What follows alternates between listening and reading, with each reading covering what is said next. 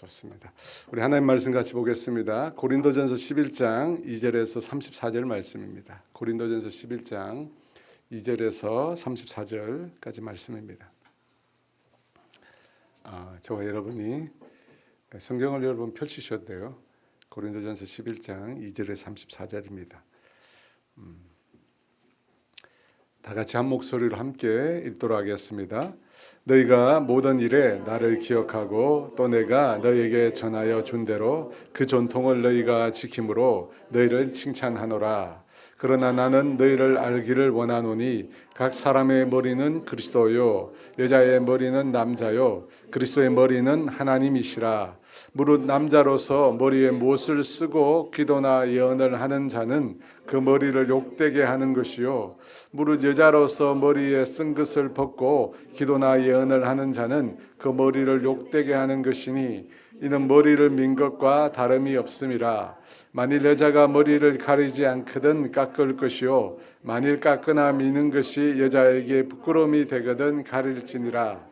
남자는 하나님의 형상과 영광이니 그 머리를 마땅히 가리지 않거니와 여자는 남자의 영광이니라. 남자가 여자에게서 난 것이 아니요 여자가 남자에게서 났으며 또 남자가 여자를 위하여 지음을 받은 것이니 그러므로 여자는 천사들로 말미암아 권세 아래 있는 표를 그 머리 위에 둘지니라. 그러나 주 안에는 남자 없이 여자만 있지 않고 여자 없이 남자만 있지 아니하니라. 이는 여자가 남자에게서 난 것 같이 남자도 여자로 말미암아 남음이라. 그리고 모든 것은 하나님에게서 났느니라. 너희는 스스로 판단하라. 여자가 머리를 하나님께 기도하는 것이 마땅하냐? 만일 남자에게 긴 머리가 있으면 자기에게 부끄러움이 되는 것을 본성이 너희에게 가르치지 아니하느냐? 만일 여자가 긴 머리가 있으면 자기에게 영광이 되나니 긴 머리는 가리는 것을 대신하여 주셨기 때문이니라. 논쟁하려는 생각을 가진 자가 있을지라도 우리에게나 하나님의 모든 교회에는 이런 관례가 없느니라. 내가 명하는 이 일에 너희를 칭찬하지 아니하나니 이는 너희의 모임이 유익이 못되고 도리어 해로움이라. 먼저 너희가 교회에 모일 때 너희 중에 분쟁이 있다 함을 듣고 어느 정도 믿거니와 너희 중에 파당이 있어야 너희 중에 옳다 인정함을 받는 자들이 나타나게 되리라. 그런즉 너희가 함께 모여서 주의 만찬을 먹을 수 없으니 이는 먹을 때 각각 자기의 만찬을 먼저 갖다 먹으므로 어떤 사람은 시장하고 어떤 사람은 취함이라. 너희가 먹고 마실 집이 없느냐? 너희가 하나님의 교회를 업신여기고 빈궁한 자들을 부끄럽게 하느냐? 내가 너희에게 무슨 말을 하랴? 너희를 칭찬하랴? 이것으로 칭찬하지 않노라. 내가 너희에게 전한 것은 주께 받은 것이니 곧 주 예수께서 잡히시던 밤에 떡을 가지사 축사하시고 떼어 이르시되 이것은 너희를 위하는 내 몸이니 이것을 행하여 나를 기념하라 하시고 식후에 또한 그와 같이 잔을 가지시고 이르시되 이 잔은 내 피로 세운 새 언약이니 이것을 행하여 마실 때마다 나를 기념하라 하셨으니 떡을 먹으며 이 잔을 마실 때마다 주의 죽으심을 그가 오실 때까지 전하는 것이니라. 그러므로 누구든지 주의 떡이나 잔을 합당하지 않게 먹고 마시는 자는 주의 몸과 피에 대하여 죄를 짓는 것이니라. 사람이 자기를 살피고 그 후에야 이 떡을 먹고 이 잔을 마실지니 주의 몸을 분별하지 못하고 먹고 마시는 자는 자기의 죄를 먹고 마시는 것이니라. 그러므로 너희 중에 약한 자와 병든 자가 많고 잠자는 자도 적지 아니하니 우리가 우리를 살폈으면 판단을 받지 아니하려니와 우리가 판단을 받는 것은 주께 징계를 받는 것이니 이는 우리로 세상과 함께 정죄함을 받지 않게 하려 하심이라. 그런즉 내 형제들아 먹으러 모일 때 서로 기다리라. 만일 누구든지 실랑하거든 집에서 먹을지니 이는 너희의 모임이 판단받는 모임이 되지 않게 하려 함이라. 그 밖의 일들은 내가 언제든지 갈 때 아멘. 근데 읽으셨는데 무슨 말씀인지 아시겠어요? 아마 통독을 하면 이런 본문은 읽고 그냥 지나갈 거예요. 그렇잖아요. 이게 무슨 말인지 모르니까 아마 저도 설교를 안 했으면 이 본문을 아마 읽고 그냥 넘어갔을 것 같아요. 근데 이 설교를 본문에 따라 하다 보니까 아마 이 본문을 만나게 된 거예요. 안 그러면 만나기 싫었던 본문이 아닐까 그런 생각이 좀 들어요. 우리가 고린도 교회에 보낸 바울의 편지에 관해서 지금 말씀을 보고 있습니다. 그것이 고린도 전서 내용이잖아요. 여러분 어떤 내용을 우리가 얘기했습니까? 생각을 좀 더듬어 보면 고린도 교회 하면 먼저 파당이 있었다. 그죠? 바울파, 게바파, 아볼로파, 그리스도파, 파당이 나누어져 있었다. 그리고 고린도 교회 하면 또 지혜에 관한 문제가 나와요. 이 고린도가 속한 헬라 지역이 지혜를 사랑했잖아요. 지혜. 하지만 바울은 뭐라고 얘기하냐면 이 세상 지혜로 복음을 알 수 없다고 했어요. 세상 지혜의 관점에서 보면 예수님의 십자가는 어리석은 일이거든요. 그래서 주님은 이 세상의 관점에서 보면 지혜가 없는 어리석은 자, 미련한 자들로 하여금 복음을 듣고 예수를 믿고 구원을 얻게 하려 하시는 것이 하나님의 놀라운 계획이라고 얘기했습니다. 그런 얘기를 했고 또 세상 법정에서 믿는 형제를 고발하는 것, 그것이 잘못된 것이다 얘기했고 또 독신의 문제, 음행의 문제, 이혼에 관한 얘기도 했습니다. 그리고 최근에는 우상 숭배와 우상의 음식을 먹는 문제를 얘기했습니다. 이 우상의 제물, 우상에게 바친 음식을 먹는 문제는 사도들이 이미 예수님의 제자들이 금한 문제입니다. 그런데 바울은 그런 법적인 관점에서 얘기하는 것이 아니라 어떻게 이야기하느냐면 연약한 자들, 믿음이 연약한 자들이 시험에 빠지지 않도록 너희가 믿음 있다고 말하는 사람, 지식 있다고 말하는 너희가 하지 말라는 겁니다. 그죠? 모든 것이 강하나 모든 것이 유익한 것이 아니다는 거예요. 다른 사람, 특별히 믿음이 연약한 사람의 신앙생활을 위하여 너희의 신앙의 자유를 어떻게 하라고요? 제한하라는 거예요. 절제하라는 거예요. 여러분 이것은 개인의 자유를 최고의 가치로 여기는 오늘날의 가치관에 비추어 보면 완전히 동떨어진 내용입니다. 그런데 성경은 교회 공동체는 예수님께서 자신의 피로 값을 주고 산 그리스도의 몸이고 우리 모두는 그 몸에 속해 있는 지체들이기 때문에 내가 아닌 다른 지체를 위하여 자유를 제한하라. 이런 내용을 다루었습니다. 오늘 본문에도 그런 내용이 좀 나오는데요. 이 고린도전서 11장, 12장은 예배에 관한 내용이에요. 예배에 관한. 이 말씀을 보면 초대 교회에서 어떻게 예배를 드렸는지를 우리가 알 수가 있어요. 굉장히 복잡하지만 우리가 좀 알 수 있어요. 이 11장, 12장의 첫 번째 내용은 뭐냐면 예배에 참여하는, 특별히 예배 시간에 기도와 말씀을 전하는 여성들의 복장에 관해서 얘기하고 있어요. 그리고 난 다음에 성만찬에 관한, 이 성만찬이 올바로 시행되고 있지 않은 것에 대해서 이야기합니다. 그리고 12장으로 넘어가면 성령의 은사에 관한 내용을 다루고 있습니다. 우리가 평소에는 거의 다루지 않는 내용입니다. 그죠? 성경에 나와 있는데 그 내용을 살펴보면서 하나님이 우리에게 주시고자 하는 교훈이 어떤 건가 함께 생각해 보려고 합니다. 바울이 첫 번째 예배에 관해서 말하면서 첫 번째 다룬 내용은 여성들의 복장에 관한 것입니다. 흔히 이 너울이라고 하죠. 너울. 이걸 쓰지 않는 것을 두고 바울이 지적을 하는데요. 혹시 여러분 성당 다니시는 분들 있잖아요. 혹시 보신 적 있으세요?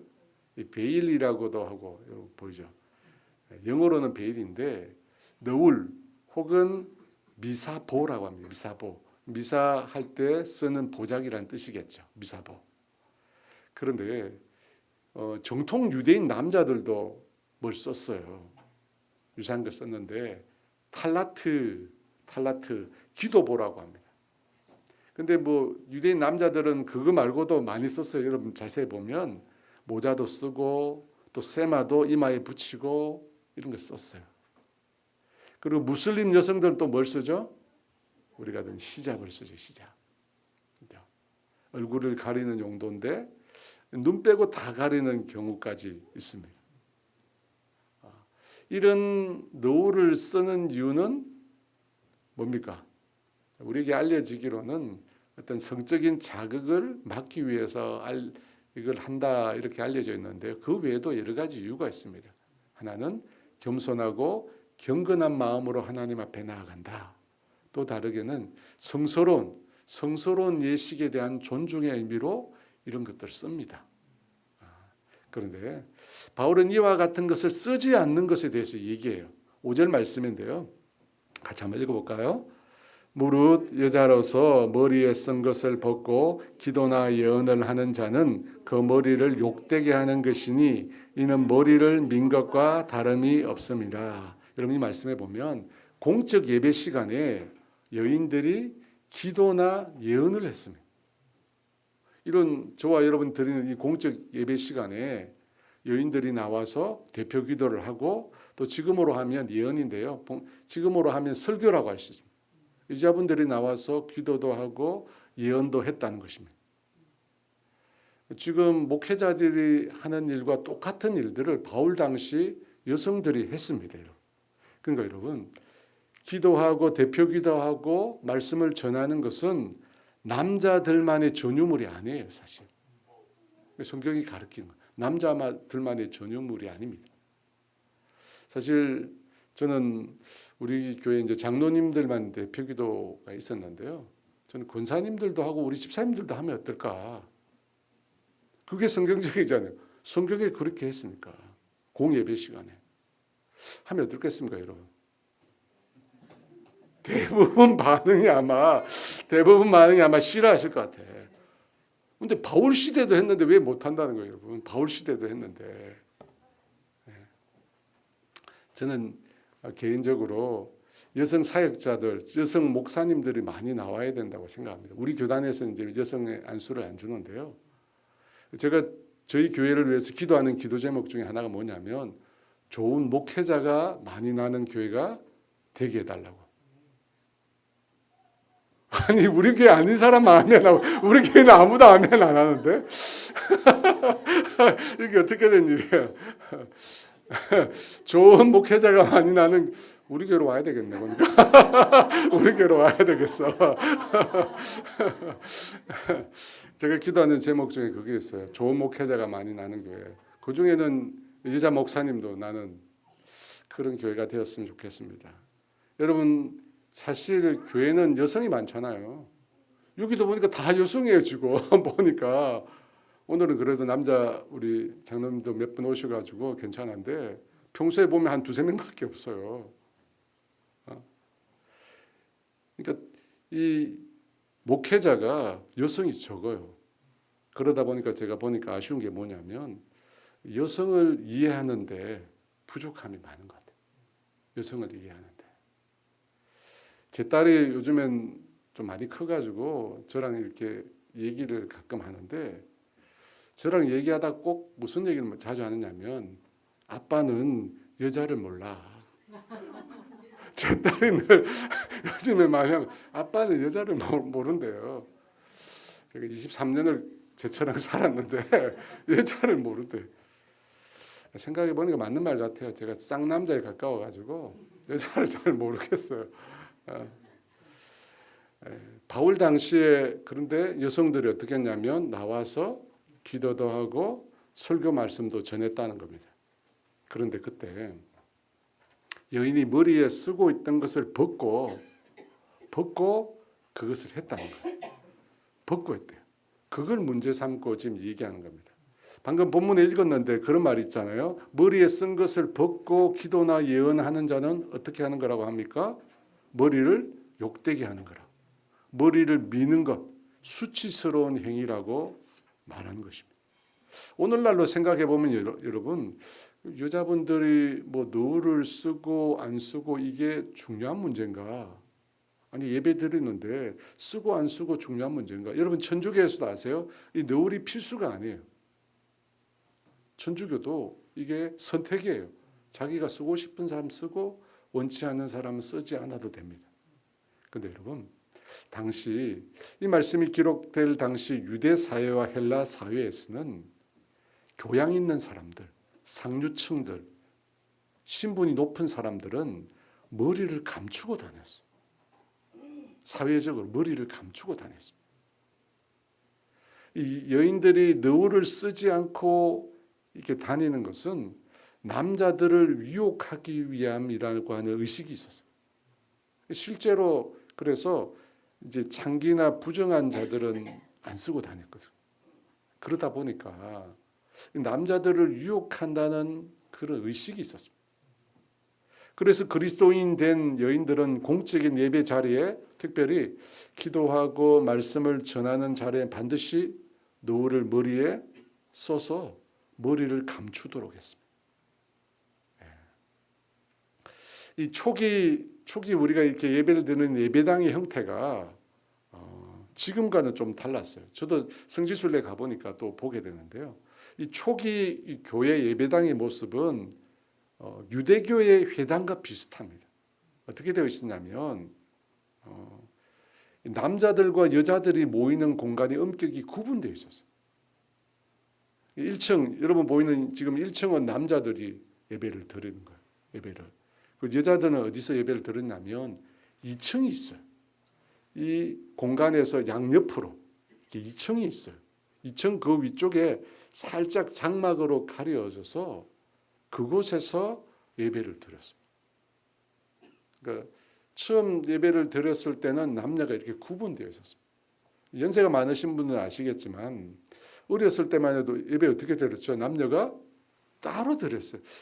지금도 아마 지방에 가면 그런 교회 있을 텐데 남녀가 따로 드립니다. 교회 올 때는 같이 와가지고 교회 와서 어떻게 합니까? 남녀가 나눠져요. 남녀가 나눠집니다. 교회 와서 가족이 분단되는 거예요. 교회 와서. 근데 복음 안에서 남녀의 차별을 없앨 것을 주장한 바울은 어떻게 했냐면 남녀를 한 방에서 예배 드리도록 했습니다. 바울은. 예배를 드리게 했을 뿐 함께 드릴 뿐만 아니라 여성이 나와서 대표 기도도 하고 말씀을 전하도록 했습니다. 여러분 이것은 이전의 유대교 전통에서는 찾아볼 수 없는 일이에요. 근데 바울이 그렇게 했어요. 왜 했느냐면 복음 안에서 참된 자유를 경험했거든요. 복음 안에서 참된 자유를 가르쳤거든요. 그렇기 때문에 신분이나 성별에 따라서 차별받는 것을 금지시켰어요. 그래서 한 예배당에서 함께 예배하도록 했습니다.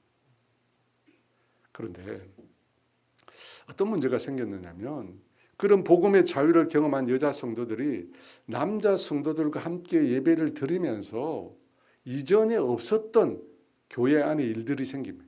어떤 일이 생기냐면 여자분들은 나름 특징이 있잖아요. 어떤 특징이 있냐면 자신을 꾸미고 싶어요. 자신을 이렇게 막 이렇게 예배 올 때 그냥 맨 얼굴로 오시는 분 아무도 없잖아요. 다 이렇게 꾸밉니다. 집에 때 보는 모습과 다른 그죠? 다 꾸미고 와요. 그리고 한 가지 또 여자분들의 특징이 뭐예요? 말씀이 많으세요. 말씀이 많으세요. 당시 처음 초대교회 때는 아직 예배 문화가 정착이 안 돼 있었거든요. 그런 가운데 여성들이 함께 예배를 드렸어요. 그때 어떤 문제가 발생했느냐. 그동안 사회에서 억눌려 있던 여성들이 복음의 은혜를 경험하고 자유를 경험하고 교회에 나왔는데 마음이 편해진 거예요.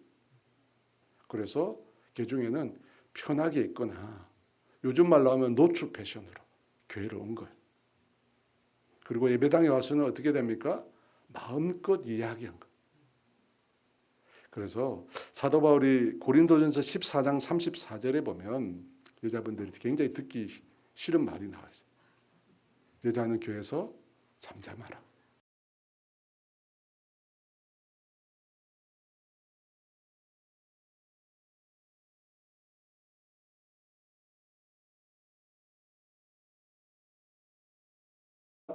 그동안 억눌렸던 걸 교회 와서는 다 풀고 싶은 거예요.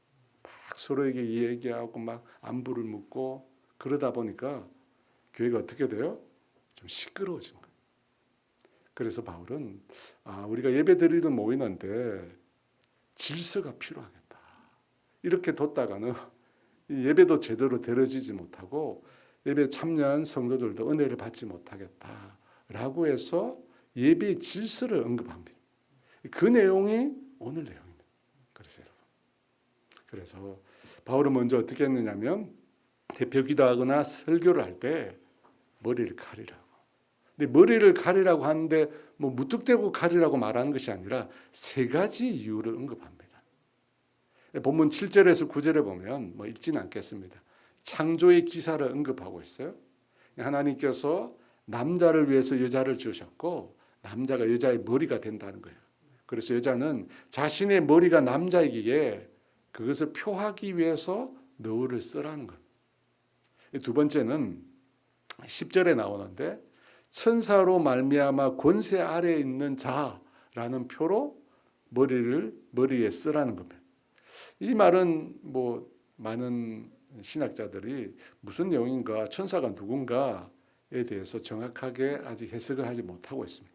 여하튼 여성은 그 머리에 표를 두라는 것입니다. 그리고 세 번째는 뭐냐면 남녀의 본성. 여자는 머리를 길게 기르는 것이 자연스러운 본성이라는 겁니다. 흔히 긴 머리카락은 자존심이라고 그러잖아요. 그래서 길게 하라는 겁니다. 14, 15절 말씀 같이 한번 읽어볼까요? 만일 남자에게 긴 머리가 있으면 자기에게 부끄러움이 되는 것은 본성이 너에게 가르치지 아니하느냐. 만일 여자가 긴 머리가 있으면 자기에게 영광이 되나니 긴 머리를 가리는 것을 대신하여 주셨기. 그래서 이 같은 이유로 교회 내 여성들은 머리를 길게 하거나 뭔가를 머리에 쓰고 예배에 참여해야 돼요. 특별히 말씀을 전하거나 기도하는 사람은 반드시 너울을 쓰라는 겁니다. 근데 여러분 여기서 그러면 왜 지금은 하지 않죠? 아니 성경에 나와 있잖아요. 여러분 다 써야 될 거 아니에요. 근데 왜 지금은 그냥 맨머리로 오셨어요? 왜 그럴까? 이 규정은 진리가 아니기 때문에. 진리가 아니에요. 여러분 머리에 뭔가를 쓰고 안 쓰고는 진리의 문제가 아닙니다. 쓴다고 구원을 받고 쓰지 않는다고 멸망을 받는 게 아닙니다. 이것은 진리의 문제가 아니라 그 당시 사회의 문제, 그 당시 사회의 문화의 문제. 여러분 그런 말 있잖아요. 들어보셨을 텐데 진리는 변함이 없지만 진리를 담는 그릇 형식은 변한다. 또는 새로워져야 한다. 여러분 들어보셨죠? 진리는 변함이 없습니다. 하지만 그 진리를 담고 있는 사회 문화는 바뀌어요. 여러분 우리가 구약시대 제사 지금 드립니까? 안 드립니까? 안 드리잖아요. 왜 안 드려요? 구약시대 성경에 나와 있는데 왜 안 드려요? 이미 예수님께서 어떻게 해요? 그 제사를 완성하셨거든요. 그래서 안 드리는 거잖아요. 왜 머리에 쓰다가 지금은 안 쓰는가? 그 당시 문화지 지금 문화가 아니에요. 그 자체는 진리의 문제가 아니라는 것입니다. 사도 바울은 복음은 그리스도로 말미암아 죄와 저주로부터 우리가 자유를 얻었다는 것입니다. 여러분 죄와 저주로부터 우리가 자유를 얻었습니다. 갈라디아서 5장 1절이요. 같이 있습니다. 그리스도께서 우리를 자유롭게 하려고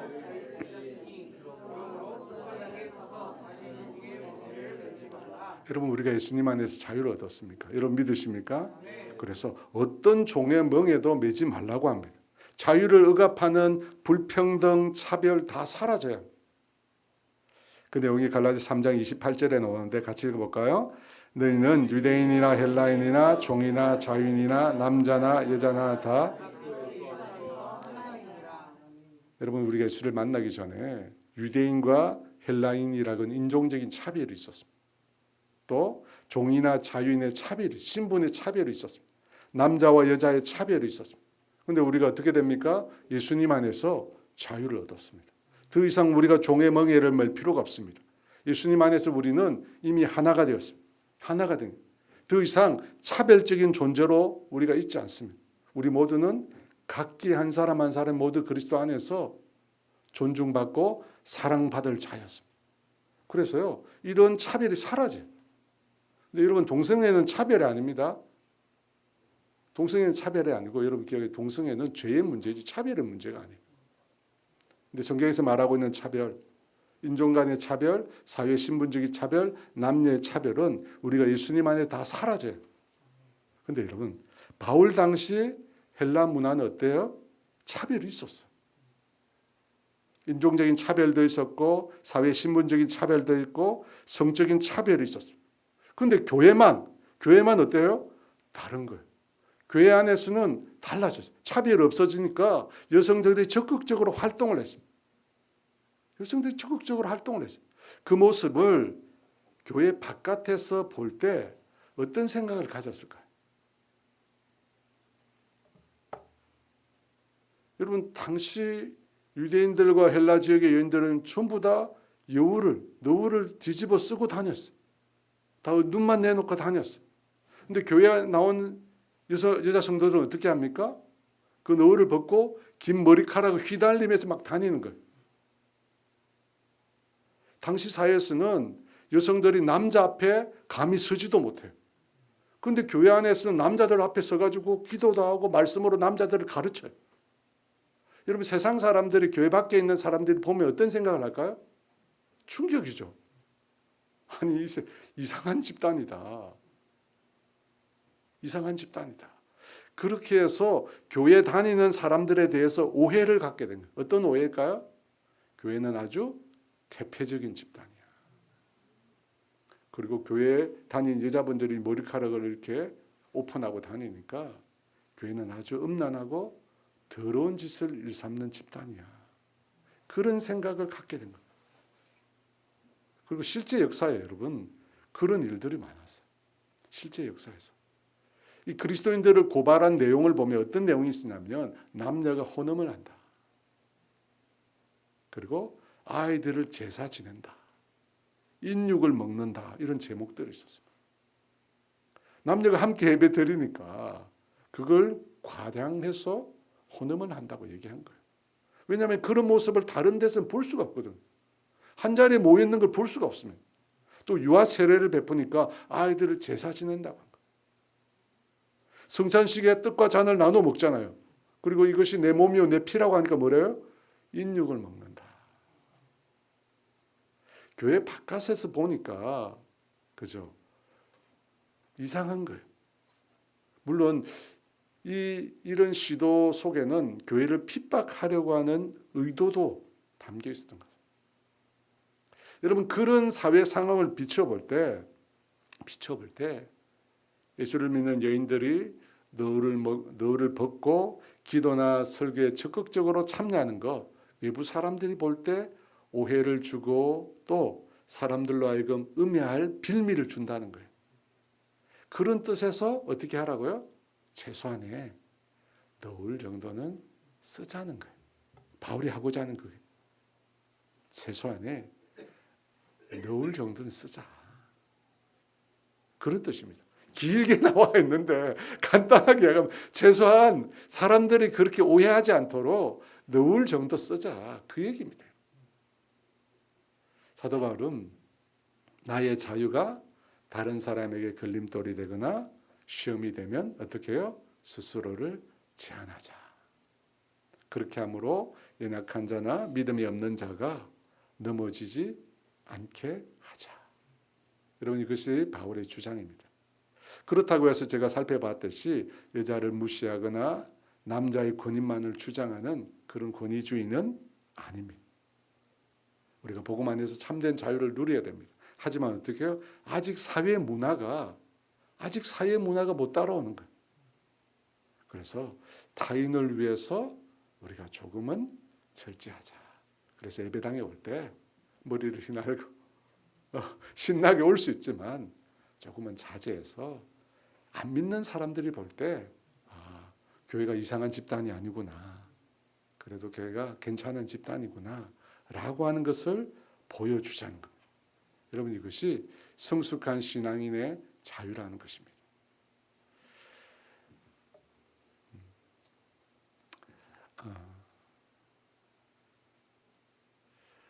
그리스도 안에 자유가 있습니다. 여러분, 우리에게는 먹을 것, 마실 것, 입고 누릴 것의 모든 것에 자유가 있습니다. 하지만 내가 가지고 있는 자유가 예배에 방해가 되거나 다른 사람에게, 특별히 믿지 않는 사람에게 오해를 줄 수 있다면 그것을 자제하는 것. 여러분, 이것이 그리스도인의 품이라고 말할 수 있습니다. 여러분, 그걸 보여줌으로 복음을 전하는 간접적인 효과가 있는 거예요. 그래서 교회 올 때 뭐 하지 말라고요? 쪼리 신고 오지 말라고. 쪼리 신고 오지 말고 또 너무 짧은 반바지 입고 오지 말고.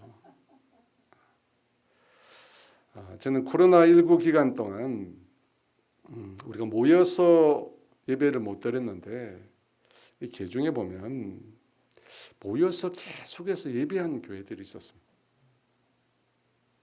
근데 그걸 보면서 물론 사람마다 생각이 다르겠지만 혹시 교회의 이런 모습이 사회의 덕이 되지 못하는 거 아닐까? 여러분 예배가 중요하지 않습니까? 아니잖아요. 예배가 중요합니다. 우리 목숨처럼 중요합니다. 하지만 우리가 그런 시국에 함께 모여서 예배를 드리다가 이웃에게 피해를 준다면 여러분 그건 역시 복음을 전파하는 일을 가로막을 수 있습니다. 그 당시는 모르겠지만 시간이 지나서 보니까 여러분 그 일 때문에 교회와 목회자의 신뢰도가 바닥을 쳤잖아요. 최고 떨어졌는데 7%까지 떨어졌어요. 그걸 생각해 보면 또 그것 때문에 교회가 그렇게 신뢰도가 떨어짐으로 교회를 떠난 사람들이 있었거든요. 우리 교회도 있었습니다. 저한테 그 얘기를 했어요. 목사님 교회가 목회자가 왜 그러냐고. 교회를 떠났어.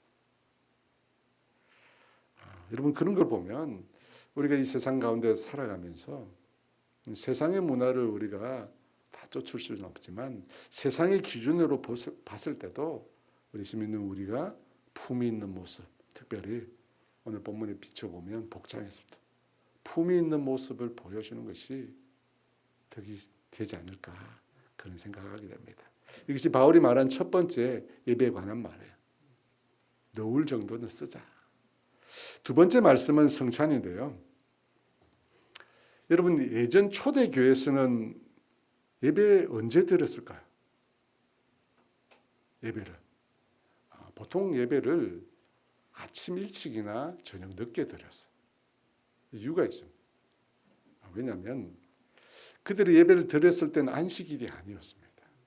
안식일이 지난 그 다음날 예배를 드렸습니다. 근데 그 다음날 예배 드리면 낮에는 어떻게 돼요? 일을 해야 되거든요. 그러니까 일하기 전에 모이거나 보통은 안식 저녁에, 안식이고 지난 첫날 저녁에 주로 모였습니다. 그렇게 모였던 그런 날짜를 정해서 모였던 이유는 뭐죠? 구약의 안식일이 아니라 예수님께서 안식일의 주인으로 죽으시고 부활하신 날. 예수님의 부활을 기념하기 위해서 사실은 안식 후 첫날 예배를 드린 거예요.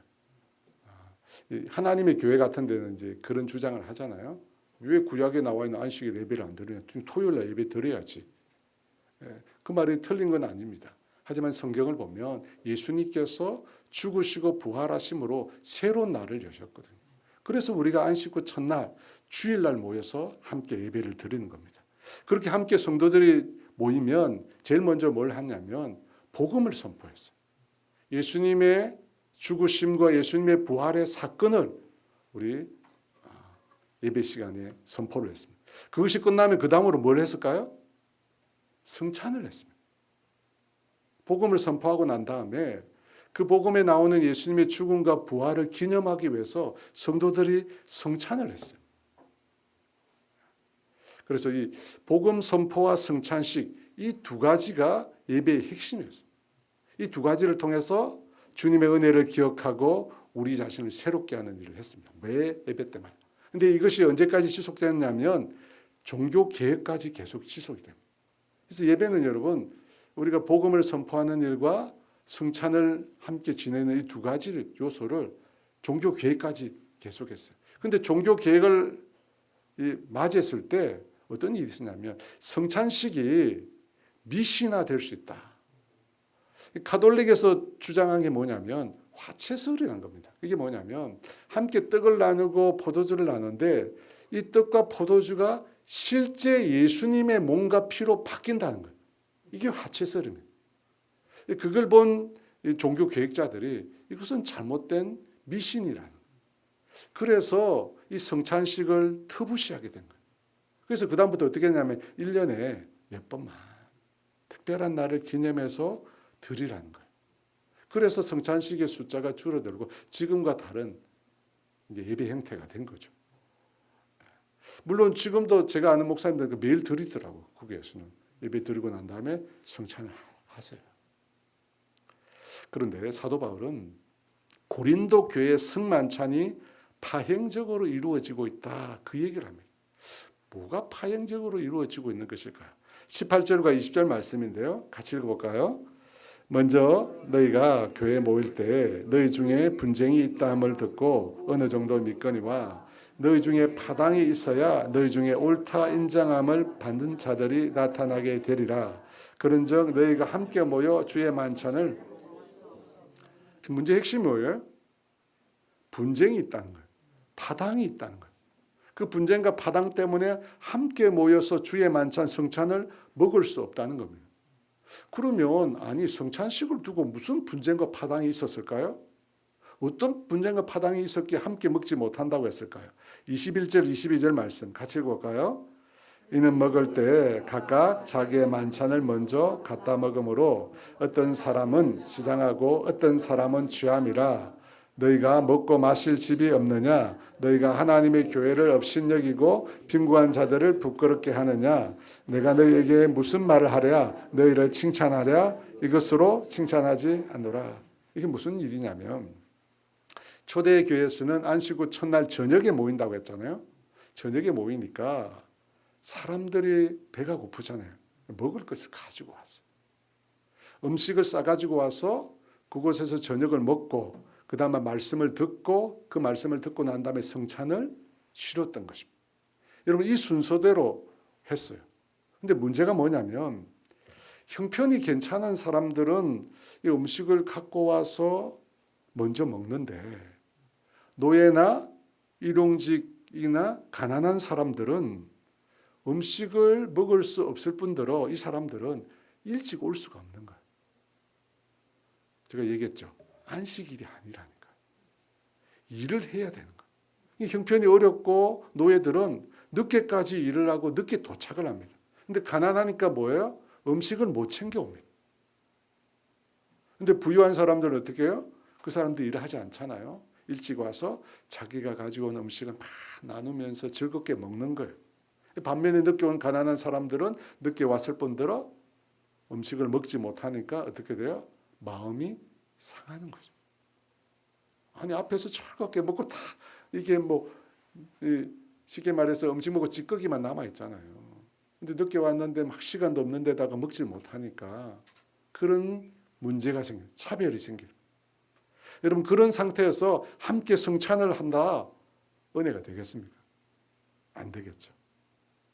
그럼 성찬이 뭐기에? 바울은 그래서 성찬의 의미를 설명합니다. 우리가 성찬식 때마다 읽는 구절이에요. 23절에서 25절 말씀 같이 읽어볼까요? 내가 주께 받은 것이니 곧 주 예수께서 잡히시던 밤에 떡을 가지사 축사하시고 떼어 이르시되 이것은 너희를 위하는 내 몸이니 이것을 행하여 19회 또한 그와 같은 잔을 가지시고 이르시되 이 잔은 내 피로 세운 새 언약이니 이것을 행하여 마실 때마다.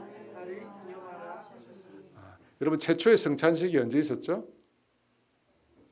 방금 읽은 구절에 나옵니다. 그죠? 예수님이 잡히시는 날바 6월절에 성찬식이었습니다. 여러분 6월절은 그 기원이 출애굽입니다. 그래서 6월절 만찬식을 할 때는 뭘 했느냐면 이스라엘을 구원해 주신 하나님을 기념해서 만찬을 가졌습니다. 그런데 예수님은 잡히시는 날 만찬을 했는데 이스라엘의 출애굽을 이야기하는 게 아니라 누굴 얘기합니까? 예수님 자신을 이야기합니다. 새로운 출애굽을 이야기합니다. 홍해를 가른 사건을 그 시간에 얘기해야 되는데 예수님은 전혀 딴 얘기를 합니다. 무슨 얘기를 하냐면 자신의 몸과 피를 통해서 십자가에 죽고 새로운 구원이 이스라엘에 일어나게 될 것을 예수님 말씀하십니다. 6월절을 출애굽을 기념하는 6월절을 만찬을 예수님은 자신을 기념하는 절기로 바꿔버려요. 그런데 그 예수님이 성만찬하신 의미가 뭐냐? 세 가지인데요. 첫째는 생명이에요. 여러분 승만찬을 하는 이유가 뭐냐? 생명을 상징합니다. 승만찬 때 사용되는 게 뭡니까? 떡과 포도주잖아요. 음식이잖아요. 여러분 음식이라고 하는 건 사람의 생명을 유지시키는 겁니다. 그런데 육신의 생명뿐만 아니라 영혼의 생명, 그걸 유지시키는 것, 곧 예수님의 몸과 피입니다.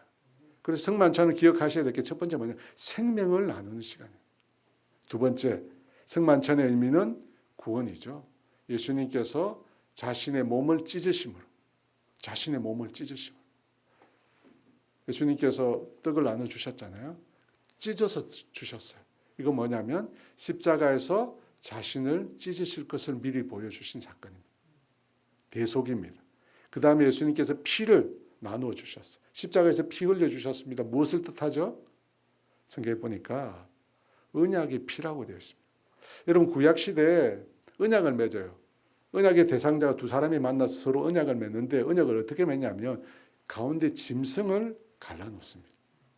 짐승의 피를 가지고 언약을 맺어요. 그 짐승의 피로 구약 시대는 하나님과 언약을 맺었습니다. 그래서 하나님 백성이 되었죠. 예수님께서는 자신의 피로 어떻게 돼요? 예수를 믿는 사람들과 언약을 맺습니다. 자신의 피로. 그래서 신약 시대 우리를 새 언약의 백성이라고 해요. 그러니까 여러분, 이 성찬식은 첫 번째는 생명이고 두 번째는 예수님을 통한 구원입니다. 근데 세 번째 의미가 또 있습니다. 이게 뭐냐면 여러분 성경에 보면 하나님의 나라를 잔치로 비유합니다. 마태복음 22장 2절 말씀 읽어볼까요? 천국은 마치 자기 아들을 위하여 혼인잔치를 베푼 어떤 임금과 같으니, 여러분 잔치 중에 가장 크고 화려하고 풍성한 잔치는 혼인잔치입니다. 말세에 우리가 하나님의 나라에 들어갈 때 주님이 베풀어 놓으신 혼인잔치에 저와 여러분이 참여하게 될 것입니다. 그런데 그 혼인잔치를 나중에 우리가 경험하게 될 텐데 이 땅에서 미리 우리가 경험하는 천국 잔치가 있습니다. 그 잔치가 뭐라고요? 승만찬. 그 교회 식구들이 함께 모여가지고 이렇게 야위회하고 막 천국 잔치 이렇게 하는데 그 잔치가 아니고 성경에서 말씀하는 천국 잔치를 이 땅에서 우리가 맛보는 시간이 언제냐면 승만찬이에요. 만찬.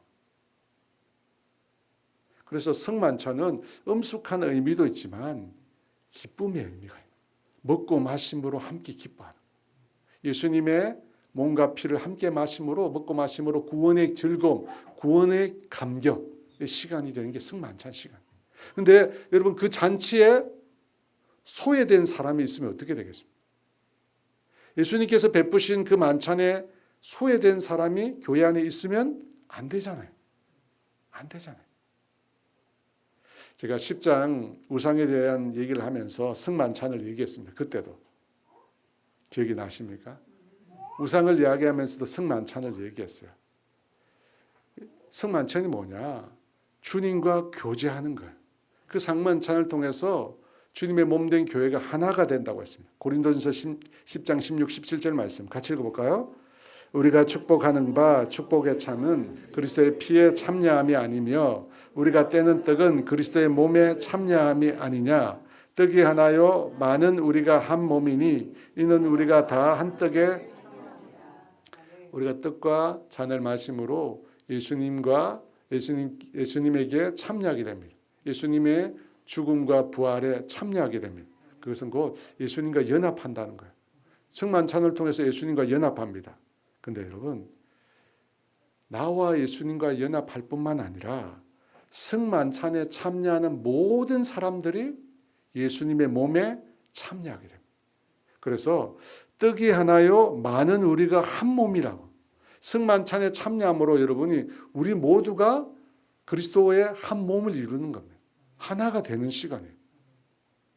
그러니까 승만찬이 뭐냐면 예수님과 나가 연합할 뿐만 아니라 우리 모든 성도들이 다 연합하는 시간이에요. 그런데 부유한 자들이 이 승만찬의 의미를 훼손시키는 그죠? 자기들이 와서 먼저 먹고 마시고 즐겁게 한다. 가난한 사람들이 왔을 때 먹을 것이 없어서 배고프게 만드는. 성만찬이 하나 되기 위한 건데 성만찬을 하기 전에 이미 하나됨을 깨트리는 거예요. 깨트리는 거예요. 그래서 바울이 뭐라고 하냐면 먹을 거 있으면 집에서 먹어라. 먹을 거 있으면 집에서 다 먹고 그리고 오라. 괜히 부유한다고 음식 많이 차리고 와서 여기 와서 사람들한테 나눠주고 자기 열심히 배불리 먹음으로 뒤에 오는 사람들이 마음 상해가지고 승만찬을 참여할 때 하나가 되지 못하는 그런 일을 벌이지 말고 차라리 집에서 먹어라. 근데 여러분, 바울은 책망을 넘어서요, 성만찬에 잘못 참여하면 심판이 있을 것을 얘기합니다. 27절에 30절 말씀 같이 읽어볼까요? 그러므로 누구든지 주의 떡이나 잔을 합당하지 않게 먹고 마시는 자는 주의 몸과 피에 대하여 죄를 짓는 것이니라. 사람이 자기를 살피고 그 후에야 이 떡을 먹고 이 잔을 마실지니 주의 몸을 분별하지 못하고 먹고 마시는 자는 자기의 죄를 먹고 마시는 것이니라. 그러므로 너희 중에 약한 자와 병든 자가 많고 잠자는 자도 적지 아니하니. 여러분 30절에 보면 너희 중에 약한 자와 병든 자가 많고 잠자는 자도 적지 않다고 했습니다. 그렇게 된 이유가 뭐죠? 그 앞절에 나와 있잖아요. 주의 몸을 분별하지 못하고 먹고 마시는 자, 자기의 죄를 먹고 마시는 것. 그러니까 주님의 이 성만찬을 잘못 참여함으로 죄를 짓는다는 거예요. 그 죄의 결과가 어떻게 된 거예요? 약한 자와 병든 자가 많다는 거예요. 잠자는 자가 많다는 거예요. 죽은 자를 아마 뜻하는 것 같아요. 잘못 먹고 마셔가지고 어떻게 됐다고요? 죄를 범함으로 약한 자가 생기고 병든 자가 생기고 죽는 자가 생겼다는 거예요. 그러니까 여러분, 우리가 흔히 생각하기를 주의 뜻과 잔을 합당하지 않게 먹고 마시는 행위는 세례 안 받은 사람이 참여하는 것이 아니에요. 그런 의미가 아닙니다. 또 내가 개인적으로 내가 하나님 앞에 뭔가 범죄한 것이 있는데 내가 그걸 회개하지 않고 이 자리에 참여했네? 그게 아니에요. 그런 의미가 아닙니다. 여기서 주의 잔을 합당하지 않게 먹고 마시는 행위는 뭐냐면 앞서 언급했던 부자들이 가난하고 헐벗은 형제를 생각하지 않고 자기 배만 채우는 거예요. 그래서 성만찬을 통해서 교회가 하나가 되어야 되는데 그 하나됨을 그들이 파괴하는 거예요. 그 행위를 두고 뭐라고 하냐, 너희가 주의 잔을 아무 분별 없이 합당하지 않게 먹고 마시는 거라고 얘기하는 거예요. 33절 34절 그래서 이렇게 나옵니다. 같이 읽어볼까요? 그러므로 내 형제들아 먹으러 모일 때 서로 기다리라. 만일 누구든지 시장에 가든 집에서 먹을지니 이는 너희의 모임이 판단 맞는 모임이 되지 않게 하려 함이라. 그 밖의 일들을 내가 언제든지 되셨죠. 먹으러 모일 때 먹을 것이 없고 또 늦게 올 수밖에 없는 그런 형편의 성도들을 생각하라는 거예요. 그래서 정말 너희가 이 자리에 와서 먼저 만찬을 먹고 싶으면 어떻게 하라고요? 기다리라는 거예요. 그 사람들이 올 때까지 기다리라는 거예요. 부유한 사람들이 음식 싸가지 와가지고 마음껏 먹고 그렇게 배 두들기면서 가난하고 어려운 형편의 사람들의 마음을 상하게 하지 말라는 거예요. 그렇게 하면 하나됨을 이루기 위한 성찬의 의미가 퇴색된다는 거예요. 공동체를 하나 되기 위해서 성찬을 하는데 깨뜨린다는 거예요. 제가 이 말씀을 보면서 어떤 생각을 했느냐면 부자들이 가난한 자들의 형편을 몰랐잖아요. 여러분 이것이 인간의 한계인데 여러분 우리는 내 배가 부르면 다른 사람의 배고픔에 대해서 잘 느끼지 못합니다. 이 마리 앙뚜아네트가 한 말로 알려진 말이 있죠. 군중들이 빵을 달라고 했는데 뭐라고 얘기했죠? 빵이 없으면 케이크를 먹어라 라고 얘기했습니다. 마리 앙뚜아네트 빵이 없으면 케이크 먹어 이렇게 얘기한 거예요. 군중들의 형편을 전혀 이해하지 못했죠. 사실은 마리 앙뚜아네트가 한 말이 아니라 장자크 루소라고 하는 사람이 한 말이래요. 이 귀족 사회에 당시 퍼져 있는 분위기가 아니 빵이 없으면 케이크 먹으면 되지. 그런데 가난한 사람들은 뭐예요? 먹을 수 없는 거예요. 아무것도 없으니까 달라고 한 건데 그들의 상황을 전혀 모르는 거예요. 여러분, 인간이라는 존재는 이기적이잖아요. 이 재물을 가진 사람은 없는 자의 마음을 잘 모릅니다.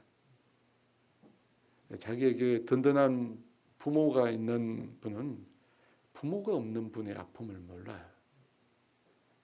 자녀가 있는 자는 자녀가 없는 분들의 마음을 잘 모릅니다. 그죠? 그렇게 애쓰고 노력하지만 애가 안 생기는 거예요. 애가 안 생겨요. 온갖 그죠? 할 수 있는 방법을 다 쓰는데도 자녀가 안 생겨요.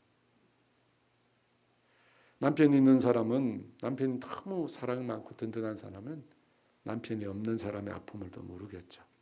또 아내가 있는 사람은 아내 없는 고통을 모릅니다. 그죠? 우리가 다 그렇습니다. 건강한 사람은 질병 때문에 늘 시들시들. 그죠? 질병 있는 사람은 집에 가면 늘 쉬어야 되잖아. 그런 사람들의 아픔과 고통을 잘 모릅니다. 또 성공한 사람은 실패, 해도 늘 실패할 수밖에 없는 그런 사람의 고통을 여러분 잘 모릅니다. 그렇잖아요. 그게 우리의 한계예요. 우리 한계입니다. 지난주 예수님이 말씀하신 사랑의 이중 계명이라는 걸 소개해 드렸습니다. 여러분 어떤 내용입니까? 마태복음 22장 37절에서 40절 말씀 같이 읽어볼까요?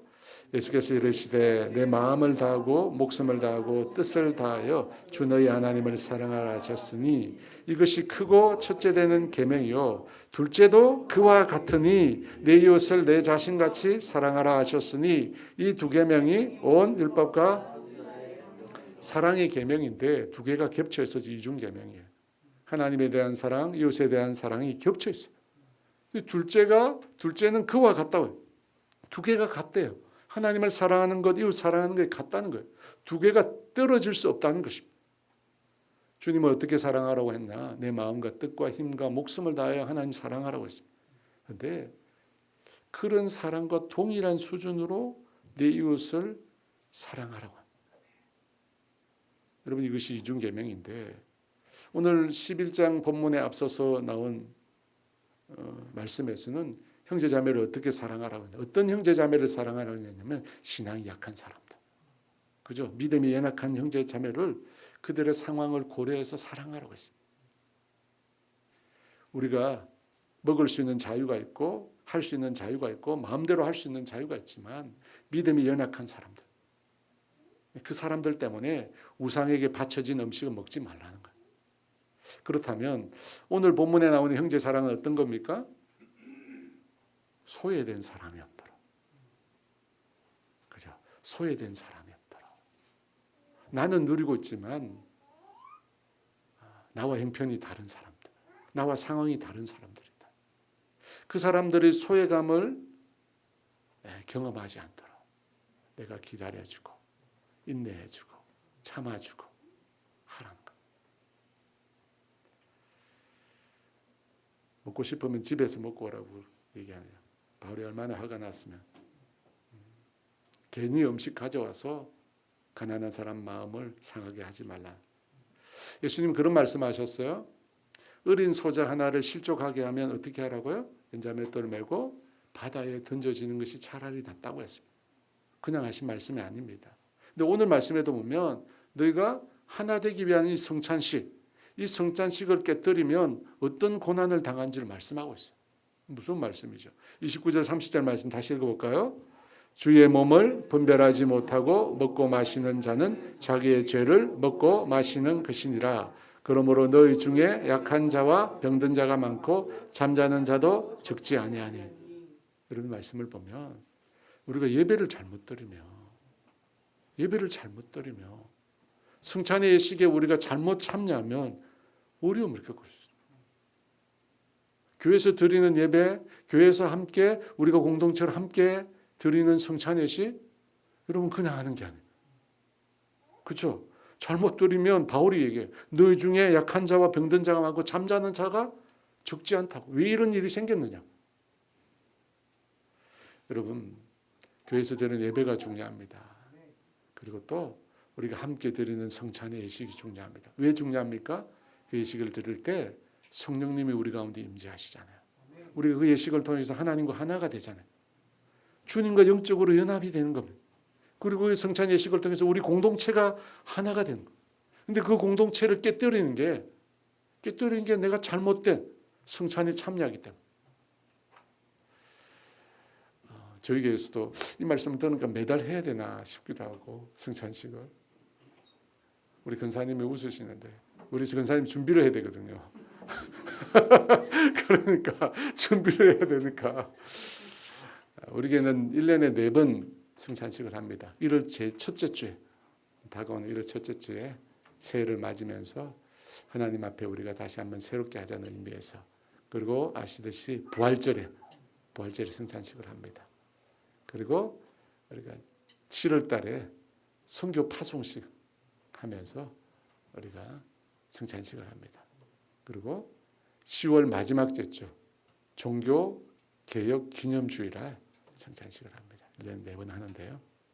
성찬식이 어떤 의미가 있는가? 생명을 주신 것, 구원을 주신 것을 기억하는 것, 그리고 하늘 잔치에 참여하게 된 것, 그것에 대한 감사로 하는 것입니다. 마지막으로 오늘 주제가 나왔듯이요, 여러분, 우리 공동체에 그 누구도 소외되지 않도록 해요. 나와 형편이 다르기 때문에 우리가 이해의 폭이 좁아요. 하지만 우리가 주님 안에서 마음을 열고, 나는 있지만 없는 사람 있잖아요. 나는 있지만 없는 사람들이 있어요. 그런 사람들을 소외당하지 않고 주님의 사랑으로 품을 수 있는 우리 모두가 되기를 주의 이름으로 축원합니다. 438장 주 안에 우린 하나 찬양 드리며 주님 앞에 함께 나아가겠습니다.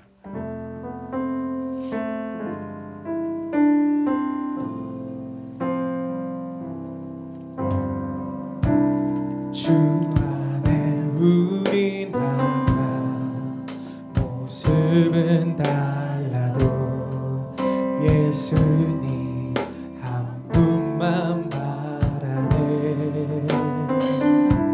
사랑과 선행으로 서로를 격려해 따스함으로 보듬어가리. 주님 우리 안에 함께 하시니 형제자매의 슬픔과 기쁨 느끼네. 내 안에 있는 주님 모습 보네. 그분 기뻐하시네.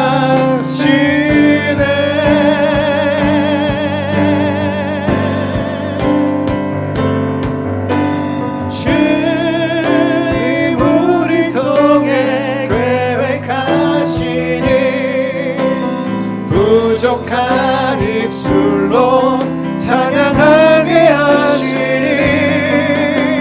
주님 우리 통해 계획하시니 너를 통해 하실 일이래.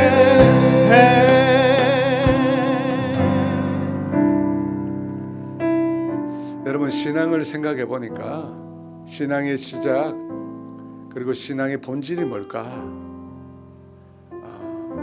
자신이 할 수 있는 것들, 자신의 당연한 권한이라고 하는 것들, 그런 것들을 다른 사람을 위해서 포기하고 내려놓는 것 같아요. 예수님이 그렇게 하셨잖아요. 내 유익이 아니라 다른 사람의 유익. 이거 참 어려운 것 같아요.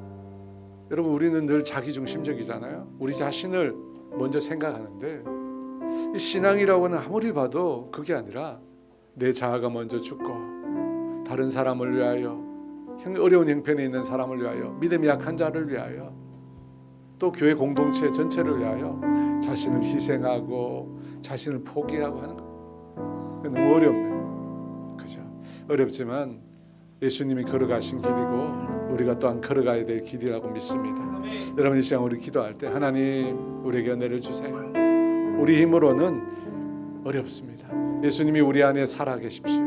주님이 우리 안에 살아 계십시오. 그래서 우리의 자아를 내려놓고 주님의 길을 따르게 해달라고 우리 주여 외쳐 같이 기도합니다. 주여 할렐루야.